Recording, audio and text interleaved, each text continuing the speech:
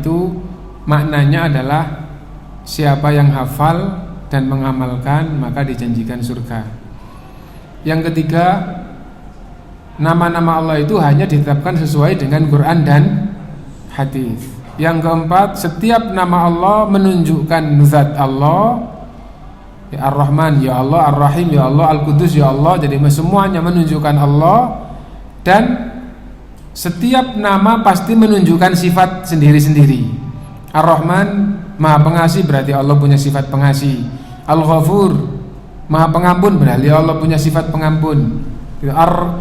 Dan seterusnya. Al-Latif Maha Lembut, berarti Allah SWT itu disifati Maha Lembut. Tidak ada yang lebih lembut daripada Allah SWT. Nah, dan seterusnya. Jadi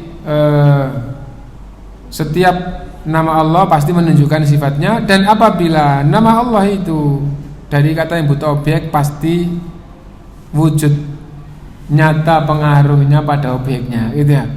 Sekarang kaidah tentang sifat-sifat Allah juga ada 4 yang disebutkan oleh Syekh Utsaimin. Yang pertama adalah semua sifat Allah itu maha tinggi, sifat kesempurnaan, sifat terpuji. Ini nomor 1 ya.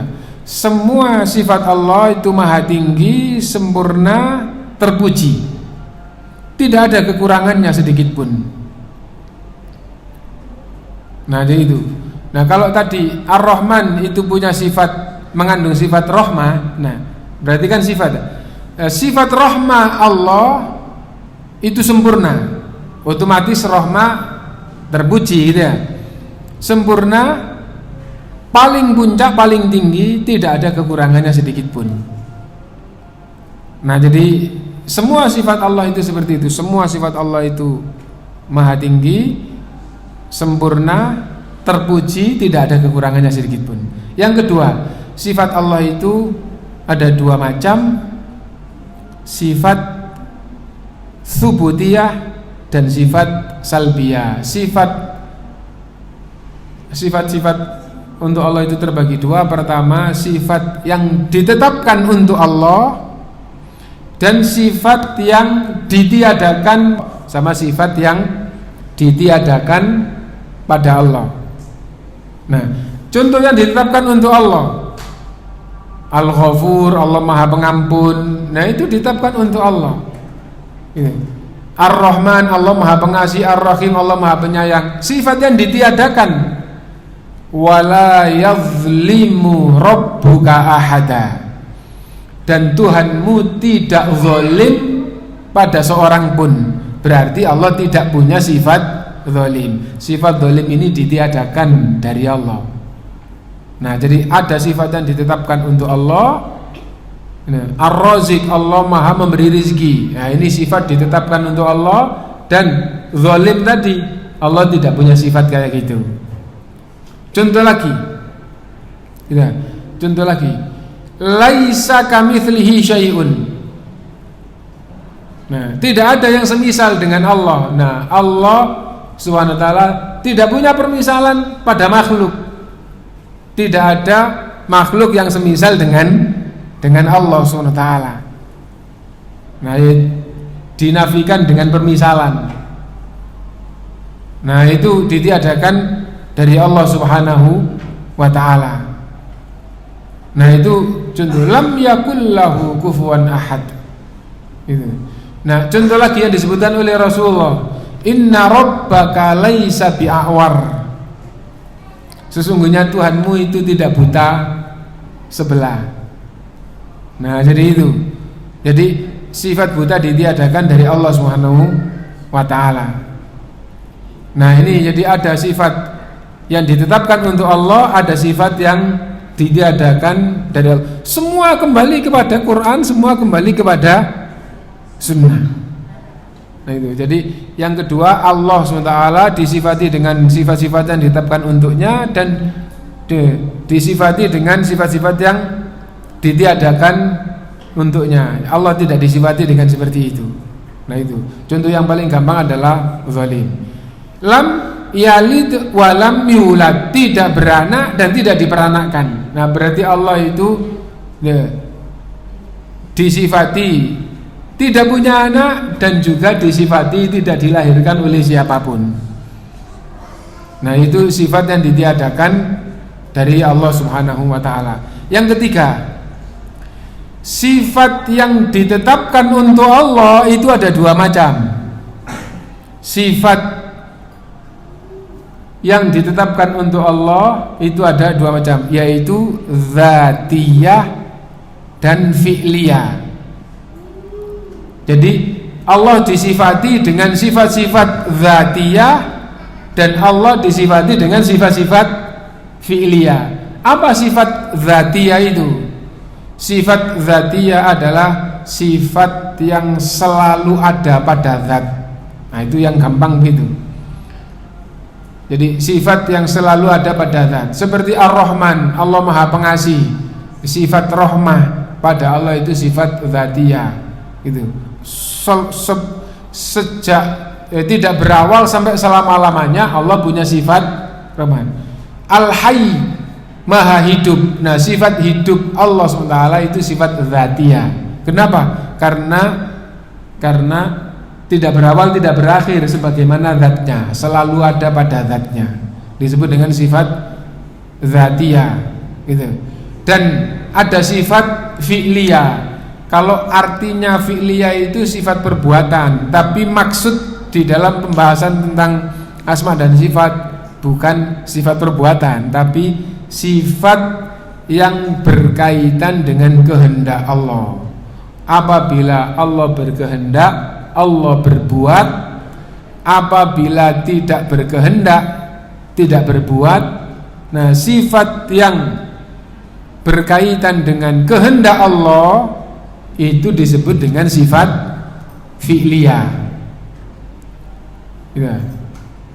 Sifat perbuatan maksudnya sifat yang berkaitan dengan kehendak Allah. Karena Allah berfirman gitu, wa yaf'alu ma yasha.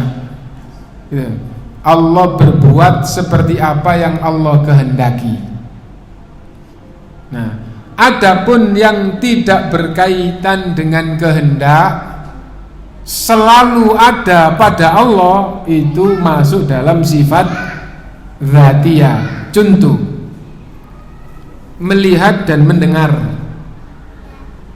Melihat dan Allah Maha melihat, Allah Maha mendengar, kan gitu tuh ya. Wa huwas samiul basir. Allah Maha melihat, Allah Maha mendengar. Nah, melihat dan mendengar itu perbuatan apa enggak? Perbuatan ya, tapi melihat dan mendengar itu masuk dalam sifat dzatiyah. Kenapa? Karena tidak berkaitan dengan kehendak.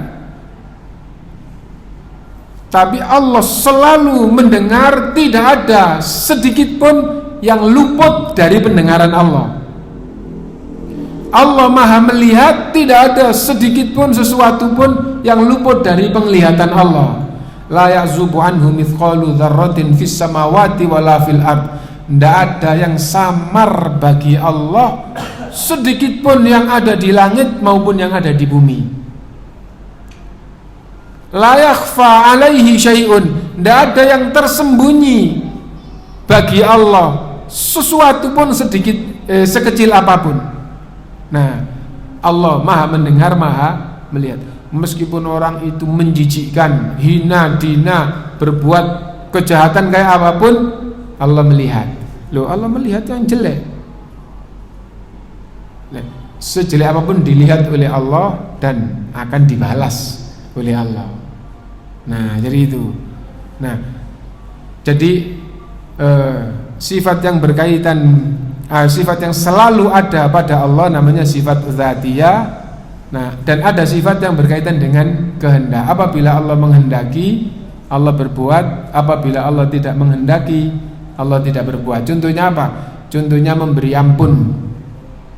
Nah, yaghfiru liman yasha. Allah mengampuni kepada siapa yang Allah kehendaki. Ini berbuat dosa diampuni oleh Allah. Ini berbuat dosa tidak diampuni oleh Allah. Allah mengampuni kepada siapa yang Allah kehendaki. Dan Allah Maha Adil dan Allah Maha Bijaksana.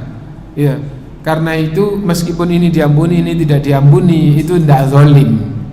Karena Allah Maha Adil, Maha Bijaksana. Apabila di hadapan hamba itu baik, itu rahmat Allah. Apabila di hadapan hamba itu jelek dan berat, itu keadilan dan kebijaksanaan Allah. Nah jadi itu. Nah jadi sudah 3 ya. Yang pertama, sifat Allah semuanya maha tinggi, sifat kesempurnaan, sifat terpuji, tidak ada kekurangan sedikit pun. Yang kedua, sifat Allah itu ada 2 macam, sifat yang ditetapkan untuk Allah dan sifat yang ditiadakan dari Allah. Yang ketiga, sifat yang ditetapkan untuk Allah itu ada yang dzatiyah, ada yang fi'liyah, dan yang terakhir semua sifat dari sifat Allah semuanya hakiki. Hakiki itu benar-benar ada, benar-benar nyata itu. Dan karena Allah ghaib, maka sifatnya juga ghaib, tapi hakiki. Contoh itu, Allah punya sifat senang. Loh, Allah punya sifat senang. Iya, Allah sendiri yang menyebutkan dalam Al-Quran, wallahu yuhibbul muhsinin. Dan Allah senang kepada orang yang berbuat ihsan, yang ihsan. Nah, hakiki bahwa Allah betul-betul punya sifat senang, tidak boleh ditakwil, karena kalau ditakwil berarti nanti menghilangkan sifat senang pada diri Allah. Senang maksudnya terus diartikan dengan arti lain. Berarti Allah punya sifat senang apa enggak? Berarti enggak, artinya tadi itu. Nah, itu kalau ditakwil berarti akhirnya menghilangkan. Enggak, semua sifat Allah hakiki. Gitu. Nah, semua sifat Allah itu hakiki. Tidak sama dengan sifatnya makhluk. Karena Allah sendiri berfirman, laisa kamitslihi syai'un, dan tidak boleh dipersoalkan hakikatnya. Bagaimana senang Allah, tidak boleh menanyakan hakikatnya. Semua sifat-sifat Allah hakiki, tidak sama dengan sifatnya makhluk, dan tidak boleh dipersoalkan hakikatnya. Allah punya sifat marah. Loh, masa Allah kok marah? Loh, Allah sendiri yang berfirman di dalam Al-Quran bahwa Allah marah. Wa ghadiba alaihim, Allah marah kepada mereka. Wa la'anahum, Allah melaknat mereka. Nah, sekarang kalau Anda percaya bahwa mereka dilaknat oleh Allah, kenapa Anda tidak percaya mereka dimarahi Allah? Sama-sama itu dalam satu ayat. Nah, kalau Allah melaknat Anda percaya, kenapa Allah marah Anda tidak percaya? Nah itu mereka seperti enggak, masa Allah kok marah? Lah sekarang Allah melaknat, masa Allah kok melaknat? Lah kalau melaknat diterima, kenapa marah? Enggak diterima. Dan objeknya sama. Ini membicarakan satu orang yang melakukan kedurhakaan, gitu. Ghadiba alaihim, Allah marah pada mereka. Wa la'anahum, melaknat mereka. Wa a'adda lahum jahannam, Allah menyiapkan neraka jahannam untuk mereka. Wa sa'at masira, berarti Allah punya sifat marah. Hakiki, betul-betul marah. Marahnya tidak sama dengan marahnya makhluk. Marahnya bagaimana? Tidak boleh menanyakan marah Allah itu bagaimana, tidak boleh mempersoalkan hakikatnya.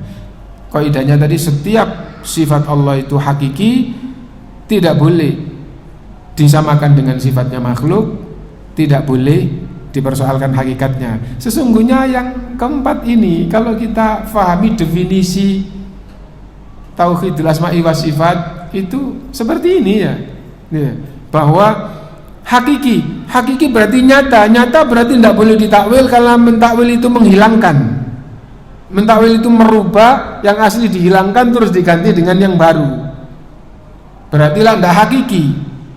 Nah, semua nama hakiki berarti tidak boleh ditolak. Nah, tidak boleh ditolak, tidak boleh ditakwil, tidak boleh disamakan dengan sifatnya makhluk. dan tidak boleh dipersoalkan hakikatnya. Lu sama dengan waktu kita menjelaskan definisi tauhidul asma'i was sifat, menetapkan semua nama, semua sifat yang ada dalam Quran dan Sunnah tidak boleh disamakan dengan makhluk, tidak boleh dipersoalkan hakikatnya, tidak boleh ditakwil, tidak boleh ditolak. Loh kan sama. Di sini hakiki tidak boleh disamakan dengan sifatnya makhluk, tidak boleh dipersoalkan hakikatnya. Beda ungkapan yang hakiki itu aja. Nah, jadi kaidah tentang sifat 4. 1, semua sifat Allah itu maha tinggi. Yang kedua, sifat Allah ada yang subutiyah, ada yang salbiyah, yang ditetapkan sama yang ditiadakan. Yang ketiga, zatiyah, fi'liyah. Sifat yang ditetapkan oleh Allah itu ada yang zatiyah, ada yang fi'liyah. Yang keempat, semua sifat Allah hakiki, tidak sama dengan sifatnya makhluk, dan tidak boleh dipersoalkan hakikatnya. Terakhir itu kaidah yang keempat, kaidah untuk menolak atau membantah golongan yang menyimpang di dalam tauhidul asma'i was sifat. Apa kaidahnya? 1, mereka tidak punya dalil. Yang tidak mau seperti ini pasti tidak punya dalil. Contoh, ya, orang Jahmiyah mengingkari semua nama, semua sifat Allah. Jadi Allah tidak punya nama, Allah tidak punya sifat. Tidak boleh menetapkan nama dan menetapkan sifat untuk Allah. Kenapa? Karena kalau menetapkan nama dan sifat berarti menyamakan Allah dengan makhluk, punya nama dan punya sifat. Mana dalilmu? Tidak akan ada dalilnya. Sedangkan Allah berfirman walillahil asmaul husna, Allah memiliki nama, terus kalian mengatakan Allah tidak punya nama, tidak punya sifat. Orang Mu'tazilah menetapkan nama tapi tidak menetapkan sifat. Gitu. Menetapkan nama, tidak mau menetapkan sifat. Apa mendengar itu bukan sifat? Sifat. Allah berfirman dalam Al-Quran, qad sami'allahu qaulal lati tujadiluka. Sungguh Allah mendengar. Loh, terus kalian mengatakan Allah tidak punya sifat. Kalau sholat, Allahu Akbar, Allah maha besar. Apa besar? Bukan sifat. Lah mereka orang Mu'tazilah tidak mengimani sifat Allah, pasti tidak punya dalil. Bahkan orang Asy'ariyah yang menetapkan 20 sifat atau beberapa sifat gitu.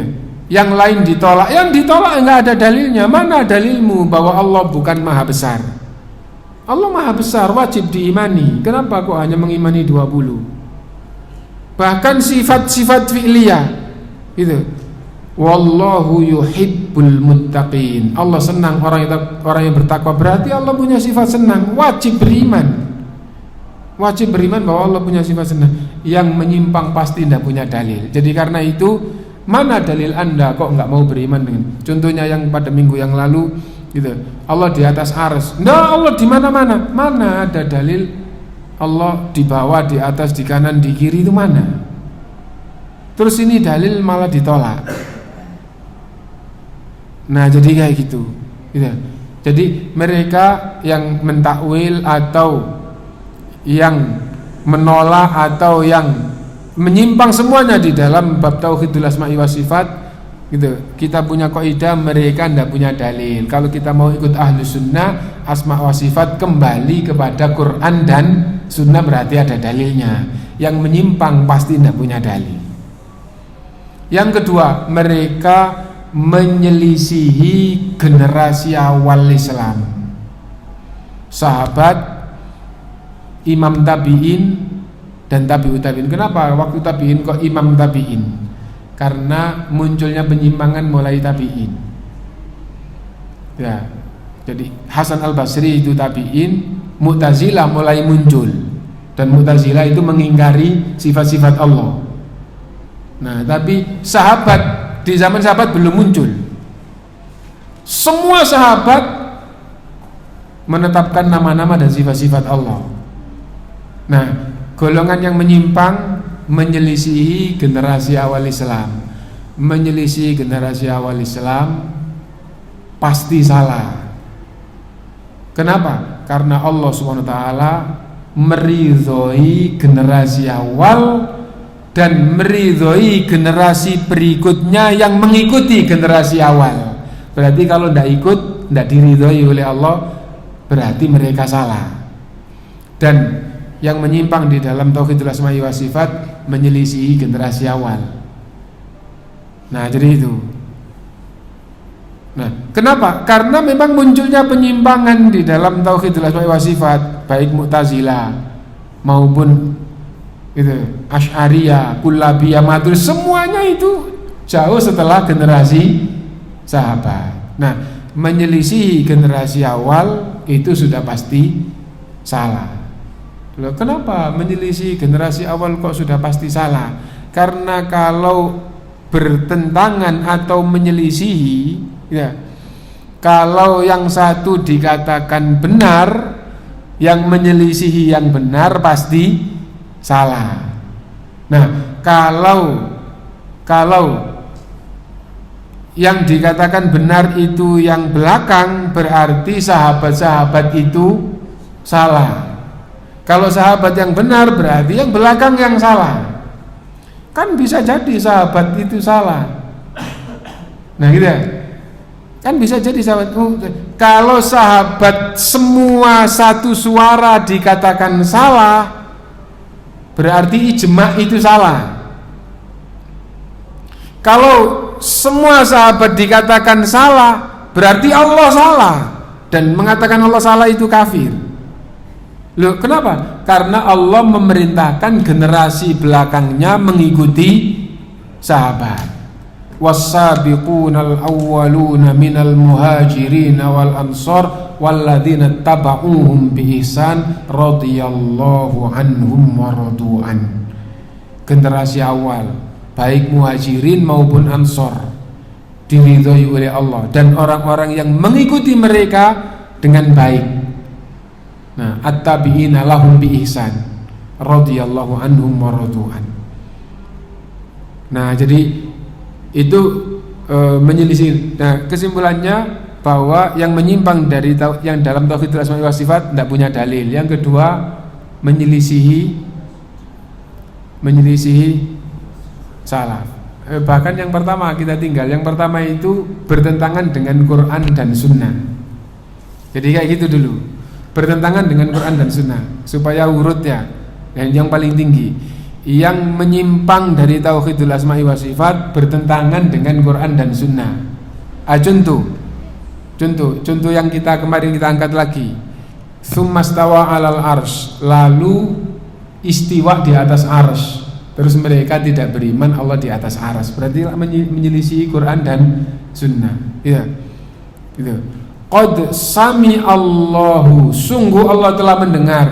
Mereka enggak beriman bahwa Allah punya sifat mendengar, berarti menyelisihi Quran. Yanzilu rabbuna ila sama'i dunya, turun Tuhan kita ke langit yang paling rendah. Enggak beriman, berarti kan menyelisih hadis. Nah, mereka pasti menyelisihi Quran dan Sunnah. Kalau enggak mau kembali kepada Quran dan Sunnah, pasti menyelisihi Quran dan Sunnah. Lah kalau ulama ahli sunnah di dalam bab ini harus menetapkan sesuai atau kembali kepada Quran dan Sunnah. Kalau menyimpang berarti menyelisihi Quran dan Sunnah. Yang kedua, menyelisihi generasi awal Islam. Dan menyelisihi generasi awal sudah pasti salah. Semua sahabat loh kayak gini. Seandainya semua sahabat itu hidup sekarang, semua sahabat kayak gini lah, Anda enggak sama dengan sahabat, berarti Anda golongan orang kafir. Gampangnya gitu ya. Kan sahabat kan muridnya Rasulullah. Semua yang beriman itu sahabat. Yang tidak beriman itu orang kafir. Terus Anda menyelisihi sahabat, berarti Anda sama dengan orang kafir. Dan kenyataannya betul, yang berpemahaman kayak gitu itu orang kafir. Yang berpemahaman bahwa Allah tidak punya sifat begini, tidak punya sifat begini, sifat itu adalah orang. Kalau orang Yahudi setelah agama yang asli hilang. Nah, jadi itu. Nah, jadi menyelisihi Quran dan Sunnah, menyelisihi ijma' salaf, dan yang ketiga mereka tidak punya dalil, tidak ada dalilnya. Menolak ayat ini tidak ada dalilnya. Menambah-nambahi sifat tidak ada dalilnya. Nah itu kaidahnya yang disebutkan oleh Syekh Utsaimin. Dan ini sebagai kelanjutan dari pertemuan kita pada hari Ahad yang lalu. Nah kemudian insya Allah taklim kita ke depan itu tetap hari Rabu dan kajiannya kajian kitab yang tadi kita bicarakan sama Bapak Sultan. Kitab yang kita pakai insya Allah Kitab Tauhid. Kitab Tauhid asli judulnya Kitab Tauhid alladzi huwa haqqullahi 'alal ibad. Di rak itu ada kitab asli Arab, Mulakhas fi syarhi Kitab Tauhid Syekh Shalih Fauzan, itu syarahnya. Kalau yang punya kayak gitu di bawah itu yang di atas garis itu aslinya, yang di bawah garis itu syarahnya. Gitu ya. Nah, insya Allah itu. Kalau misalnya nanti ada yang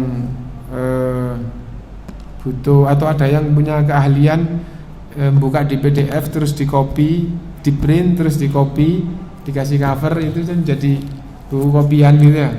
Itu insya Allah tidak apa-apa buat taklim gitu. Nah itu. Adapun yang terjemahan banyak dijual.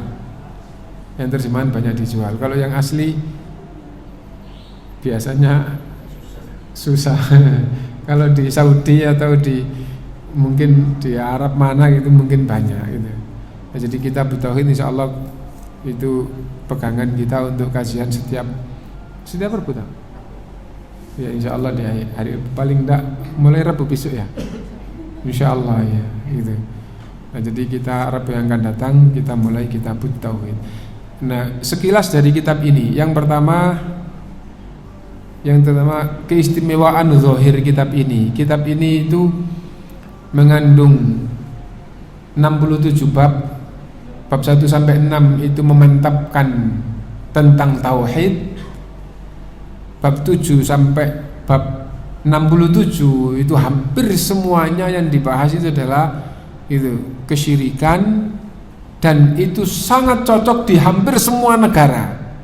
Karena itu saya pernah mendapatkan berita buku ini diterjemahkan ke 36 bahasa. Jadi bahasa India, bahasa di Inggris, bahasa Jepang itu yang ada komunitas muslim buku ini diterjemahkan. Kenapa? Karena ternyata kesyirikan itu melanda di seluruh dunia. Kitab ini cocok di seluruh dunia. Nah, demikian itu.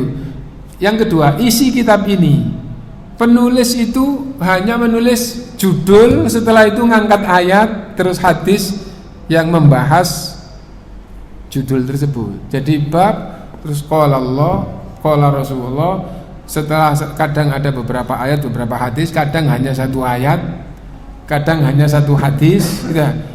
Nah, terus di bawah itu ditulisi fihi masail. Arti aslinya di dalam bab ini ada masalah-masalah penting sesuai dengan apa yang disebutkan di dalam ayat atau di dalam hadis itu. Nah, jadi itu. Nah, karena itu ini mengarahkan kepada kita supaya kita jadi orang benar. Terus gampangannya itu penulis itu hanya menunjukkan saja bab ini loh ayatnya, ini loh hadisnya. Perhatikan kandungan dari ayat dan hadis itulah kayak begini. Dan kadang-kadang nggak jelas, maksudnya nggak ditunjukkan secara jelas itu supaya nggak kayak orang dituntun nggak mau belok, enggak, tapi silakan pahami sendiri seolah-olah gitu. Dan yang pertama kali itu kayak gitu. Contohnya yang pertama kali fihi masail, masalah di dalam bab ini, itu bab pertama ya, itu al-hikmah fi khalqil insan. Itu ayat yang pertama itu, wa ma khalaqtul jinna wal insa illa liya'budun. Aku tidak menciptakan jin dan manusia kecuali agar mereka beribadah kepadaku. Itu ayatnya. Itu beberapa ayat, terus hadis. Setelah itu yang tulisannya pengarang atau penyusun ya, fi masail. 1, al-hikmah fi khalqil insan. Hikmah penciptaan manusia. Apa hikmahnya? Fahami sendiri, nantilah ketemu. Gampangnya itu kayak gitu kitab ini. Ya. Nah, kalau kita itu Wa ma khalaqtul jinna wal insa illa liya'budun. Aku tidak menciptakan jin dan manusia kecuali hanya beribadah kepadaku. Kandungan bab ini, satu, hikmah dalam penciptaan manusia. Apa hikmahnya? Supaya beribadah kepada Allah, kan itu nggak diomongkan. Supaya betul-betul sadar, iya tujuan atau hikmah kita diciptakan itu untuk ini. Nah supaya kayak gitu, jadi difahamkan kayak gitu. Insya Allah itu diantara kelebihan kitab ini. Dan siapapun yang baca kitab ini, itu kalau dia tidak keburu fanatik dengan yang berseberangan bab ayat, hadis, kandungan dari ayat, nanti iya ini kita mau nolak gimana, kan gitu mestinya ya. Nah ada kisah di India itu ada komunitas muslim yang sangat kuat, dan ada yang Islamnya seperti orang Jawa yang sudah menyimpang, sudah tradisional gitu ya. Nah ada kisah bahwa di masjid besar, jamaahnya besar, tidak. Tapi agamanya sudah banyak yang menyimpang. Dikasih oleh salah satu muridnya yang sudah belajar duluan, tapi kulitnya dibuang, dijebol, dibuang.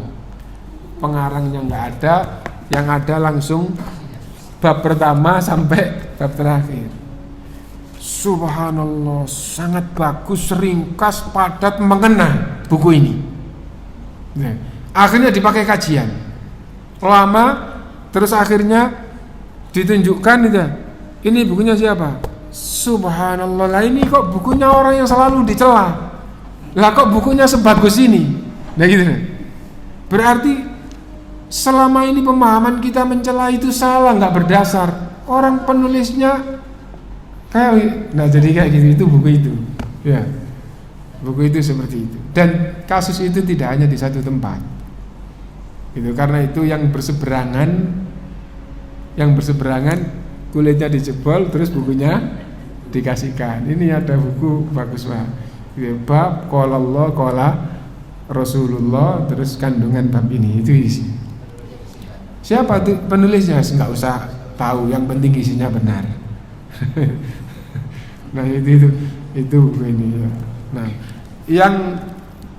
yang banyak tersebar di Indonesia karena salah satu pencetak buku ini terjemahannya yang saya tahu yang paling banyak tersebar. Kenapa paling banyak tersebar? Karena sering mendapatkan dana dari muhsinin untuk mencetak buku ini, terus dibagikan gratis. Itu Darul Haq. Sehingga banyak dulu terjemah penerbit Darul Haq dibagikan dengan cuma-cuma, ada tulisannya kayak gitu. Nah itu kalau penerbit Darul Haq ditulisi Kitab Tauhid Muhammad At-Tamimi, itu marganya At-Tamimi, namanya Muhammad gitu saja. Gitu. Nah jadi kesimpulannya Kitab Tauhid, gitu, judul lengkapnya Kitab Tauhid alladzi huwa haqqullahi 'alal ibad. Itu judul lengkapnya. Nah nanti yang biasa ada yang ngeprint dari PDF terus dijadikan buku Arabnya. Nah nanti kita kasih Arabnya, yang kepingin sambil punya terjemahan, yang terjemahan banyak dijual. Mungkin ada pertanyaan dulu sebelum kita tutup, monggo dipersilahkan. Assalamualaikum warahmatullahi wabarakatuh. Waalaikumsalam warahmatullahi wabarakatuh. Saya bertanya, kami sampaikan bahwasanya kondisi Kecamatan Sugiyo, khususnya di Sugiyo itu zona merah, maka pada umumnya pasar itu ramai, sekarang dari sepi juga. Jadi mungkin kehadiran dari yang hadir mungkin agak berkurang karena mungkin juga anak sakit kemarin jadi nggak bisa hadir. Dan selain itu memang mungkin ya, katanya pada umumnya di pasar-pasar itu banyak yang meninggal dunia, bahkan desa sekitar juga meninggal dunia. Jadi masjid-masjid pun juga sepi. Oleh karena itu ya sekali lagi mohon maaf karena tadi teman-teman ini kurang memperhatikan dengan kajian ini, insya Allah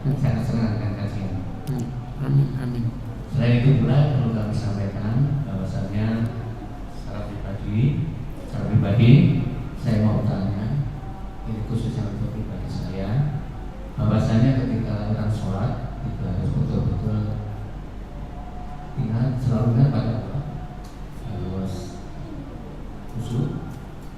Ya, paling tidak dalam Al-Fatihah itu sudah begitu jelas bahwasanya dalam ayat-ayat itu bahwasanya kita selalu minta pakai jalan yang lurus, juga termasuk di situ kita hanya menyembah Allah dan minta tolong hanya pada Allah. Tapi maaf saja, mungkin pribadi saya saja ini, pribadi saya saja, mengapa selama ada booster COVID, ya, yang dikatakan booster COVID saya tidak pernah pakai masker. Ya, nanti kalau memang ada sesuatu yang pendek kalau diluruskan, saya tidak mau pakai itu karena dari saya ketika harus pakai masker, saya lebih takut pada corona daripada takut pada Allah. Dan kembali pada apa yang saya sampaikan tadi, bahwasanya orang-orang yang dinyatakan mati karena Mr. COVID itu rata-rata matinya di rumah sakit, dan tidak ada satupun yang mati di masjid. Oleh karena itu, mengapa sampai hari ini saya tetap bertahan dalam apapun yang sifatnya ke masjid? Saya tidak mau pakai masker. Saya lebih baik mati karena takut pada Allah daripada saya takut pada Mr. Itu. Kalau memang saya ada salah pada akidah saya, tolong diluruskan. Makanya banyak sekali dari teman-teman kami menegur saya, mengatakan bahwa saya tidak taat pada protokol. Bahkan saya jawab, mungkin seringkali kita mendengar ketika masuk sebuah wilayah harus berkorban kalau gunanya pakai sekolah. Saya pun juga mungkin juga salah juga, saya menafsirkan siapa yang mau pakai masker maka dia diizinkan masuk, atau banyak temannya, atau orang yang patuh. Tapi kalau tidak mau pakai, ya memang terang-terang saja. Kesannya sepertinya orang ini tidak turut dengan aturan. Jadi kesannya seperti orang yang tidak. Dan selain itu pula, ya mau Ustaz, kami juga mempelajari beberapa hadis yang terkait dengan sebelum sholat, imam menganjurkan pada makmum agar merapatkan dan meneruskan sholat. Apakah ada hadis yang sifatnya hanya sebatas lurus saja, tapi di situ ada wawunya, misalnya Bukhari atau Muslim? Jadi yang saya tanyakan dua ini tadi, itu yang pertama, apakah salah ketika saya tidak mau pakai masker dengan alasan saya takut saya matinya karena takut pada corona daripada takut pada Allah. Yang kedua, apakah ada hadis yang menyebutkan bahwa hanya ada perintah untuk meluruskan saja tanpa merapatkan? Dua itu. Terima kasih. Assalamualaikum warahmatullahi wabarakatuh. Waalaikumsalam warahmatullahi wabarakatuh. Ya. Langsung saja bahwa yang betul-betul mantap tidak pakai masker, maka itu tidak salah. Itu tidak salah gitu ya. Yang saya mantap tidak pakai masker, itu tidak salah gitu ya. Adapun yang pakai masker gitu ya. Nah, kenapa kok pakai masker? Karena menurut yang ahli di dalam bidangnya, ini termasuk usaha untuk menghindari yang berbahaya. Kalau pemahamannya kayak gitu, itu juga tidak salah, karena itu tidak boleh saling menyalahkan. Tidak boleh saling menyalahkan gitu. Jadi di dalam Islam diperintah juga untuk berusaha meraih apa yang mendapatkan manfaat, baik kepentingan dunia apalagi kepentingan akhirat. Dua-duanya diperintah. Ihris ala ma yanfa'uka wasta'in billah. Upayakan apapun yang bermanfaat untukmu, sertailah mohon pertolongan kepada Allah. Nah, karena itu saya lebih mantap, dan bahkan saya tidak takut gini bahkan saya kepingin supaya betul-betul lepas, tidak ada apa-apa ya, saya seperti apa adanya, dan saya mohon kepada Allah itu hidup dengan baik, mati husnul khotimah. Mudah-mudahan tidak pakai masker nggak salah, gitu, nggak salah. Yang pakai masker, kenapa kok pakai masker? Karena petunjuk dari yang ahli ini termasuk usaha untuk menghindar dari yang madorot, usaha untuk mendapatkan manfaat, itu juga tidak salah. Karena itu tidak boleh saling menyalahkan. Yang kedua, apabila ada yang mengatur satu lembaga, kemudian aturannya kalau nggak pakai masker nggak boleh masuk, mereka lebih berhak dengan apa yang mereka kuasai. Mereka lebih berhak dengan apa yang mereka kuasai. Karena itu ya kita harus bersabar. Oh iya, saya kepingin sholat, saya kepingin taklim, saya kepingin apa, di situ nggak boleh masuk gara-gara nggak pakai masker. Ya kita harus bersabar, karena di dalam Islam mereka pun dinyatakan lebih berhak, gitu. Yang jadi imam rawatib lebih berhak. Siapapun meskipun lebih tokoh, lebih ahli, lebih hafal, lebih itu, nggak boleh jadi imam kalau tidak dipersilahkan sama yang lebih berhak. Nah, jadi ada hal-hal seperti itu di dalam Islam, gitu. Ini yang pertama yang berkaitan dengan masalah tidak pakai masker, gitu. Lalu penjelasan yang kedua, pertanyaan yang kedua, apa ada dalil di dalam bab meluruskan shaf itu hanya lurus saja, dan hadisnya sahih, misalnya Sahih Bukhari atau Sahih Muslim, atau yang penting hadisnya sahih? Jawabannya yang betul, lurus dan rapat, dan beberapa dalil yang lain itu rangkaian dari beberapa hadis. Rangkaian dari beberapa hadis. Di satu hadis itu ada yang bunyinya begini: hadzu bainal manaqibi wal aqdam. Tempelkan antara kaki-kaki dan pundak-pundak. Dan ada yang gitu, bunyinya hanya istaqimu wa'tadilu. Istaqimu wa'tadilu itu aslinya hanya memerintahkan untuk lurus. Tapi pemahaman ulama, hadis itu tidak satu. Hadis itu semuanya dikumpulkan, jadinya lurus dan rapat. Lurus dan rapat. Nah, itu. Saya pernah ditegur sama salah satu jamaah yang katanya ngaji sama mubaleh, menjadi anggota majelis yang penting di kelompoknya, gitu ya, gitu. Nah, bahwa hadis itu istaqimu wa'tadilu, luruskan, ndak ada rapatkan itu, malah gitu ya, ndak ada rapatkan itu. Lah Pak Ustaz tadi itu luruskan dan rapatkan, dari mana itu? Gitu. Loh, Pak, pernah dibacakan enggak hadis suddul khalal? Enggak ada itu, gitu aja Mas Yan. Enggak ada, atau Bapak belum pernah dibacakan bahwa Rasulullah SAW bersabda suddul khalal, suddul furaj, itu tutuplah celah, tutuplah renggang. Nah, Bapak pernah enggak dibacakan hadis bahwa sesungguhnya diperlihatkan kepadaku setan seperti anak kambing, gitu. Karena apa? Bermain-main di sela-sela shaf yang renggang. Masih ya? Nah, intinya bahwa hadis itu tidak satu, Pak. Jadi yang betul rangkaian dari beberapa hadis yang sahih tentang shaf itu diperintah lurus dan rapat. Rasulullah SAW pernah meluruskan dua-duanya. Pernah sekali waktu Rasulullah sudah mau bertakbir, karena tidak setiap sholat Rasulullah SAW meluruskan. Kenapa? Setelah para sahabat faham, sehingga ketika Rasulullah SAW keluar menuju mimbar itu sudah lurus dan rapat, tinggal dilihat sudah nggak ada yang diluruskan, ya terus langsung takbir, gitu. Karena makmumnya sudah faham semua. Sekali waktu ra'a rajulan badiyan sadrahu, melihat seorang dadanya menonjol ke depan sendirian.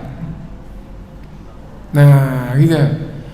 la tusawwunna sufufakum. Gitu. Sungguh kalian harus meluruskan shaf kalian. Nah, lalu disebutkan ancaman. Nah, dan sekali waktu Rasulullah SAW melihat renggang, suddul furaj, tutupkan renggang.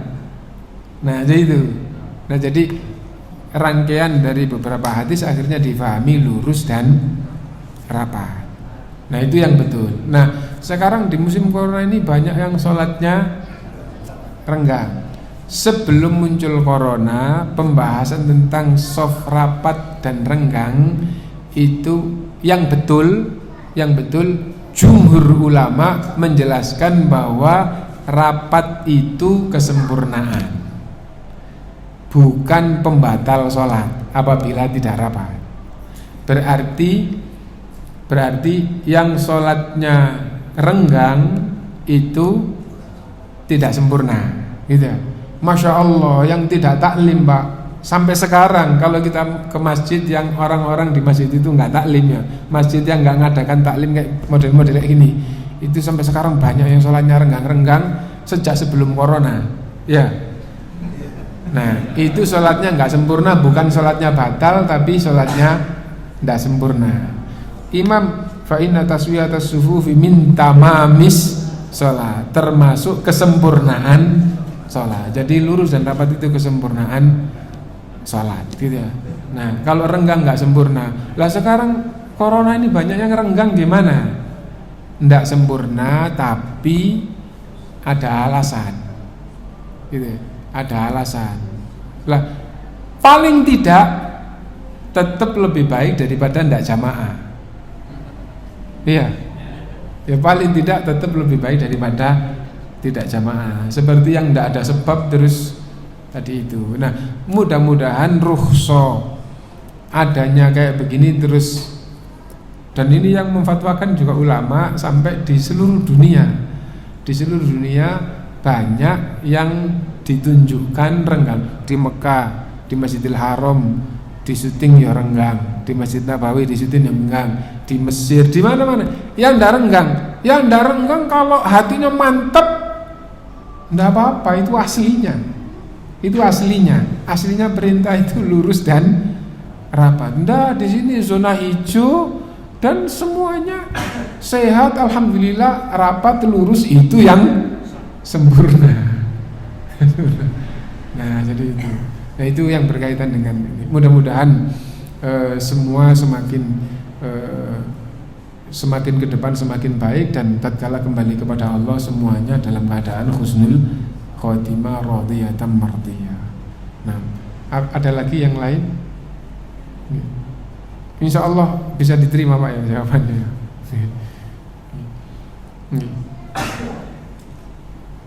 Assalamualaikum warahmatullahi wabarakatuh. Waalaikumsalam warahmatullahi wabarakatuh.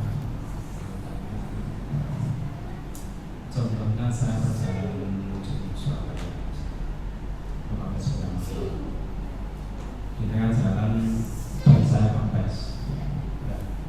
Waktu kempes itu di depan ada bengkel tambal ban.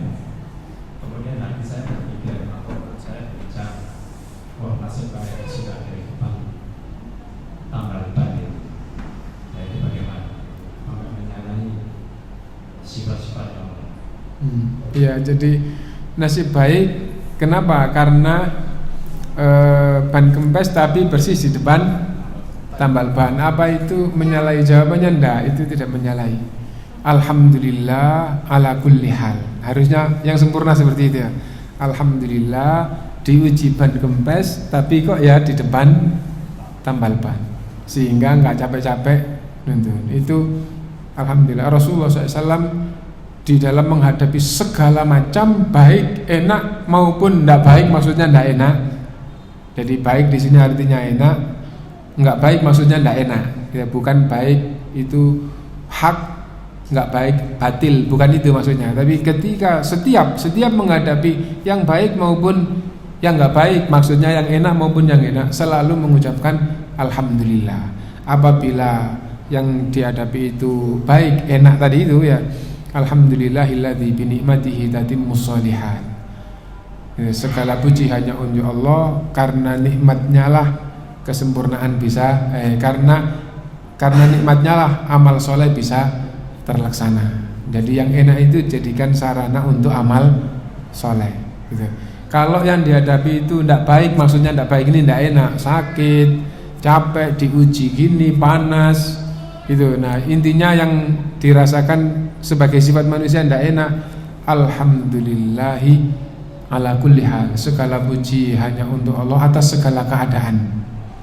Keadaan tidak enak, tetap segala puji bagi Allah. Kenapa? Yang zahirnya nggak enak itu pasti banyak hikmah, banyak hikmah dan banyak sisi baiknya. Kelihatannya sakit, ternyata sakit itu menghapuskan dosa, sakit itu mendapatkan pahala, sakit itu diangkat derajatnya. Kelihatannya pokoknya apapun, kelihatannya rugi, kelihatannya gagal, kelihatannya, ternyata di balik itu banyak hikmah dan banyak sisi kebaikannya. Karena itu alhamdulillahi ala kulli hal, segala puji hanya untuk Allah atas segala keadaan. Nah, adapun apabila yang dirasakan itu enggak enak, oh sial, pas bocor 1 kilo tambal ban di belakang maupun di depan. Nah itu yang enggak boleh. Jadi kalau ketika keadaan enggak enak, diambil sisi baiknya, itu boleh di dalam Islam dan itu dibenarkan. Gitu. Nah itu nasib baik. Nasib baik. Nah itu boleh, tapi yang berpahala, alhamdulillah diuji bocor kok dekat Pak. Nah jadi itu yang berpahala. Gitu. Rezeki untuk tukang tambal ban. Nah itu. Nah yang nggak boleh itu dapat nggak enak terus sial. Gitu. Misu-misu. Nah itu yang nggak boleh. Gitu. Nah, gitu. Lah kalau nggak enak, qaddarallahu wa ma syaa fa'al. Nah itu menguatkan iman dan berpahala. Ban beledok, qaddarallahu wa ma syaa fa'al. Ini juga takdir Allah, apapun yang Allah kehendaki pasti terjadi. Lah kalau kayak gitu berarti imannya insya Allah akan menguat. Karena apa? Ini takdir Allah. Takdir Allah itu ada yang enak, ada yang tidak enak. Takdir Allah yang enak itu rahmat, takdir Allah yang tidak enak itu ujian. Nah ini gitu. Nah ada lagi yang lain? Mungkin kita cukupkan dulu ya. Kalau ada yang bertanya gitu nggak apa-apa, tapi kan sudah kelihatan. Ya, mungkin ini dulu dan mudah-mudahan Allah Subhanahu wa taala menjadikan pertemuan kita ini betul-betul menjadi pertemuan yang bernilai ibadah sehingga memperberat amal kita tatkala kita menghadap kepada Allah Subhanahu wa taala. Semoga semua kebaikan-kebaikan kita diterima dan dilipat gandakan oleh Allah Subhanahu wa taala. Kekurangan-kekurangan dan kesalahan-kesalahan kita semuanya diampuni oleh Allah Subhanahu wa taala. Subhanakallahumma bihamdika asyhadu an la ilaha illa anta astaghfiruka wa atubu ilaik. Alhamdulillahirabbil alamin. Assalamualaikum warahmatullahi wabarakatuh.